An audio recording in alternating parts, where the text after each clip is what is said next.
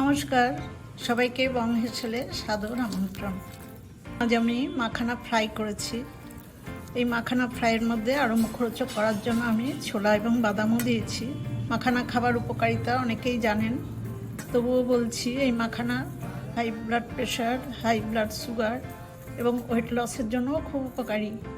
এছাড়াও আরও অনেক গুণ আছে। সন্ধ্যাবেলা চায়ের সাথে বা যে কোনো সময় এরকম ফ্রাই খেতে কিন্তু আমাদের খুব ভালো লাগে। মাখানা তো রান্না করে খাই, এছাড়া এরকম ভাজা মাখানা, টেস্টি মশলা মাখানা সবারই খুব প্রিয়। মাখানা ফ্রাই করবার জন্য প্রথমে আমি গ্যাসের উপরে লো টু মিডিয়াম আছে একটা কড়াই বসিয়ে, কড়াইটা গরম হয়ে গেছে। 2 কাপ মাখানা দিয়ে দিলাম। ড্রাই রোস্ট করতে হবে মাখানাটা, তেল ছাড়া। আমি আগে মাখানাটা খুব ভালো করে ভেজে নেব। মাখানা কিন্তু এমনিতে এরকম খুব নরম হয়, দেখুন ভাঙবে না, কিন্তু ড্রাই রোস্ট করে নিলে খুব মুচমুচে হয়ে যাবে। এবং এটা একটু সময় ধরেই করতে হবে, তা না হলে মাখানাগুলো পুড়ে যাবে। আঁচটা বেশি বাড়ানো যাবে না। প্রায় 7-8 মিনিট সময় নিয়ে আমি ভালো করে নেড়ে নেড়ে মাখানাগুলো ড্রাই রোস্ট করে নিয়েছি। একটু হালকা কালারও এসে গেছে। এখন আমি মাখানাগুলো সব নামিয়ে নেব।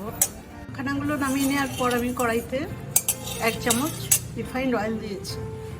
তেলটা গরম হয়ে গেছে। আমি ছোট 2 শুকনো লঙ্কা একটু ভেজে নেব। শুকনো লঙ্কার সাথে আমি 1/4 চামচ গোটা জিরে দিলাম। জিরে আর লঙ্কাটা ভাজা হয়ে গেছে। এবার দেখুন ফ্রেশ কয়েকটা কারি পাতা আমি এই ফোড়নে দিয়ে দেবো। কারি পাতাটাও ভেজে নিয়েছি। 1/4 চামচ গুঁড়ো হলুদ, 1/4 চামচ গুঁড়ো লঙ্কা, 1/2 চামচ চাট মশলা আর 1/4 চামচ লবণ, এগুলো আমি এই তেলের মধ্যেই দিয়ে দেবো। চাট মশলায় লবণ আছে বলে লবণটা বেশি দিলাম না।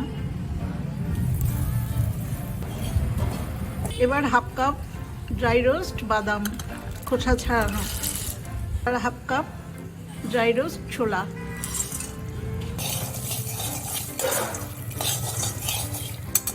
সমস্ত কিছু ভালো করে মিশিয়ে দেওয়ার পর আমি এবার ড্রাই রোস্ট মাখানাটাও দিয়ে দিলাম।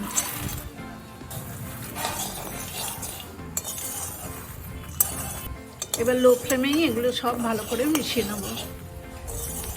সব কিছু ভালো করে মিশিয়ে দিয়েছি। আমার মাখানা ফ্রাই হয়ে গেছে। এবার গ্যাসের ফ্লেমটা অফ করে দিয়ে আমি এই মাখানা ফ্রাই একটা বাটিতে সার্ভ করে দেবো। আমি একটা সার্ভিং ডিশে সার্ভ করে দিচ্ছি। আপনারা এইভাবেই ফ্রাই করে খাবেন।